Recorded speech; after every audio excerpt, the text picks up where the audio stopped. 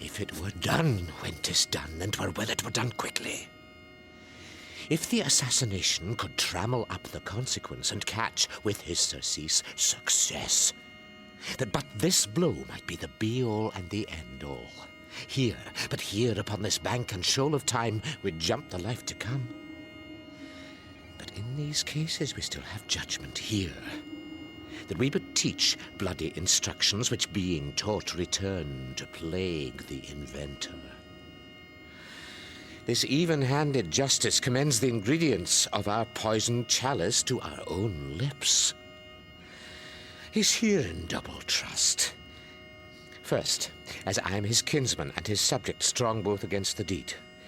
Then, as his host, who should against his murderer shut the door, not bear the knife myself. Besides, this Duncan hath borne his faculties so meek, hath been so clear in his great office, that his virtues will plead like angels, trumpet-tongued, against the deep damnation of his taking off. And pity, like a naked newborn babe striding the blast, or heaven's cherubim, horsed upon the sightless couriers of the air, shall blow the horrid deed in every eye, that tears shall drown the wind. I have no spur to prick the sides of my intent, but only vaulting ambition, which o'erleaps itself and falls on the other. And now? What news? He has almost supped. Why have you left the chamber? Hath he asked for me? No, you not, he has. We will proceed no further in this business. What? He hath honoured me of late, and I have bought golden opinions from all sorts of people, which would be worn now in their newest gloss, not cast aside so soon. What's the hope drunk wherein you dressed yourself? Hath it slept since?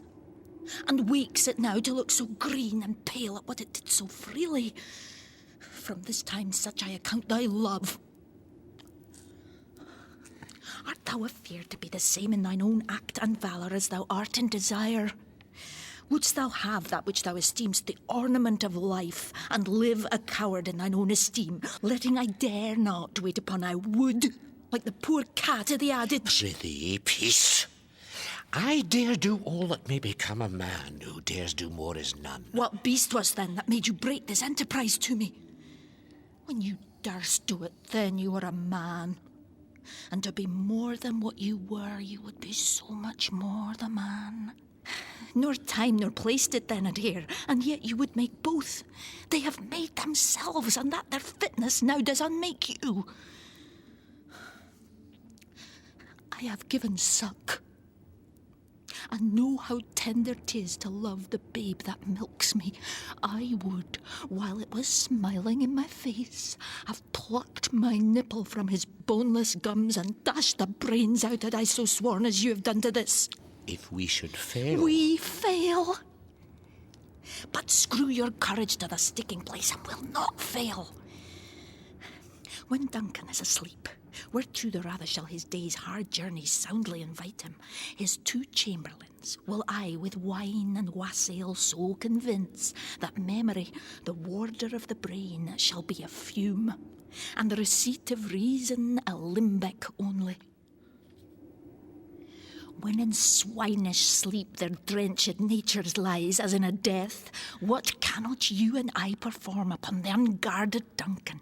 What not put upon his spongy officers who shall bear the guilt of our great quill? Bring forth men, children only, for thy undaunted metal should compose nothing but males.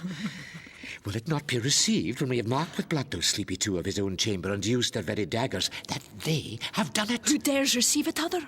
As we shall make our griefs and clamour roar upon his death. I am settled, and bend up each corporal agent to this terrible feat.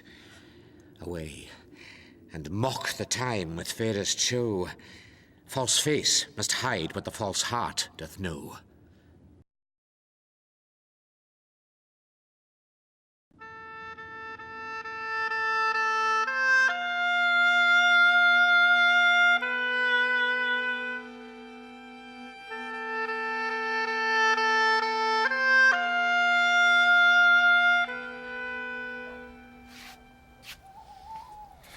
How goes the night, boy?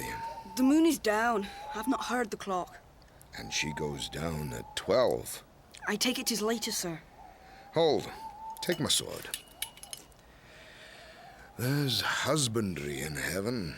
Their candles are all out. Take thee that, too. A heavy summons lies like lead upon me, and yet I would not sleep. Merciful powers, restrain in me the cursed thoughts that nature gives way to in repose. Give me my sword. Who's there? A friend. What, sir? Not yet at rest. The king's abed. He hath been in unusual pleasure and sent forth great largesse to your offices. This diamond he greets your wife withal, by the name of most kind hostess, and shut up in measureless content. Being unprepared, our will became the servant to defect, which else should free have wrought. All's well. I dreamt last night of the 3 weird sisters. To you they have showed some truth. I think not of them. Yet when we can entreat an outer, sir, we would spend it in some words upon that business, if you would grant the time. At your kindest leisure. If you shall cleave to my consent when 'tis, it shall make honour for you. So I lose none in seeking to augment it, but still keep my bosom franchised and allegiance clear. I shall be counselled. Good repose the while. Thanks, sir. The like to you.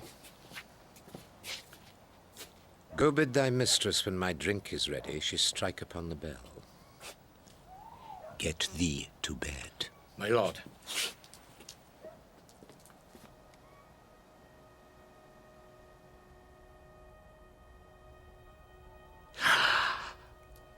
Is this a dagger which I see before me? The handle toward my hand? Come, let me clutch thee. I have thee not, and yet I see thee still. Art thou not, fatal vision, sensible to feeling as to sight? Or art thou but a dagger of the mind, a false creation proceeding from the heat-oppressed brain? I see thee yet, in form as palpable as this which now I draw. Thou marshalst me the way that I was going, and such an instrument I was to use. Mine eyes are made the fools of the other senses, or else worth all the rest. I see thee still, and on thy blade and dudgeon gouts of blood, which was not so before. There's no such thing. It is the bloody business which informs thus to mine eyes.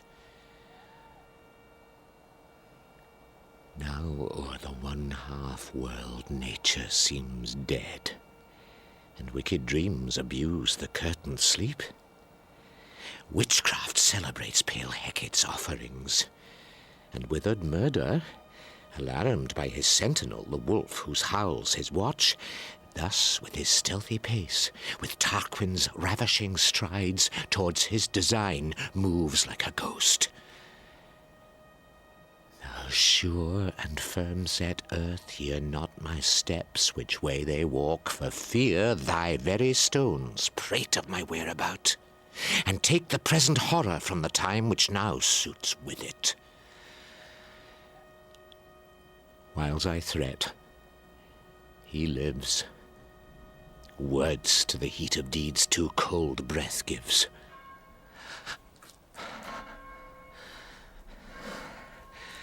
I go, and it is done. The bell invites me. Hear it not, Duncan, for it is a knell that summons thee to heaven or to hell.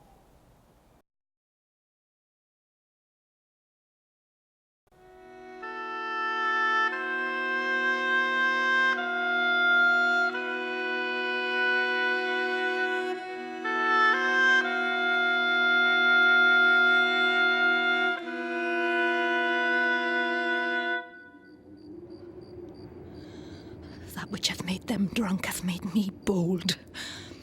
What hath quenched them hath given me fire. Hark! Oh, peace! It was the owl that shrieked. The fatal bellman which gives the sternest good night. He is about it. The doors are open and the surfeited grooms do mock their charge with snores.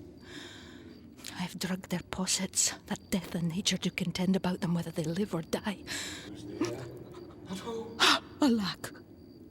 I'm afraid they have awaked and 'tis not done. The attempt and not the deed confounds us. Hark! I laid their daggers ready, he could not miss him.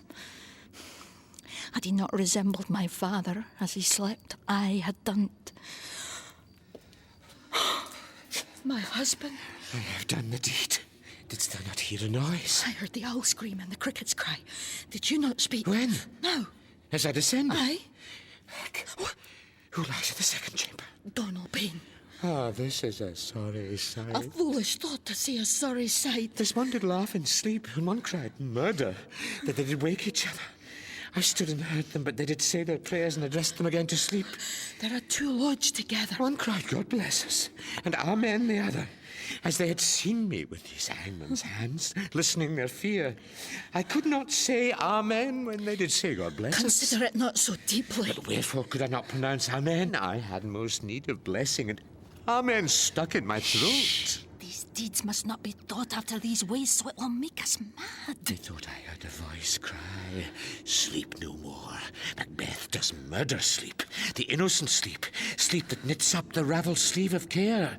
The death of each day's life, so labour's bath, balm of hurt minds, great nature's second course, chief nourisher and life's feast. What do you mean? Still it cried, sleep no more to all the house. Glamis hath murdered sleep, and therefore Porter shall sleep no more. Macbeth shall sleep no more. Who was it that thus cried? Why, worthy Thane, to unbend your noble strength to think so brain-sickly of things. Go, get some water and wash this filthy witness from your hand. Why did you bring these daggers from the place? They must lie there. Go, carry them and smear the sleepy grooms with blood. I'll go no more. I'm afraid to think what I have done. Look on't again, I dare not. Infirm of purpose, give me the daggers. The sleeping and the dead are but as pictures. 'Tis the eye of childhood that fears a painted devil. If he do bleed, I'll gild the faces of the grooms withal, for it must seem their guilt. Whence is that knocking? How is't with me when every noise appalls me? Oh, what hands are here? Ah, they pluck out mine eyes. Will all great Neptune's ocean wash this blood clean from my hand? No, this my hand will rather the multitudinous seas incarnadine, making the green one red.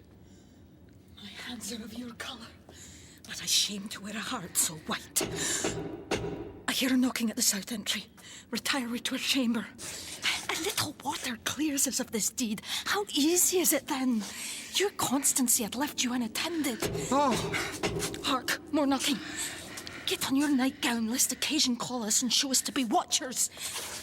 Be not lost so poorly in your thoughts. To know my deed, 'twere best not know myself. Wake, Duncan, with thy knocking, I would thou couldst.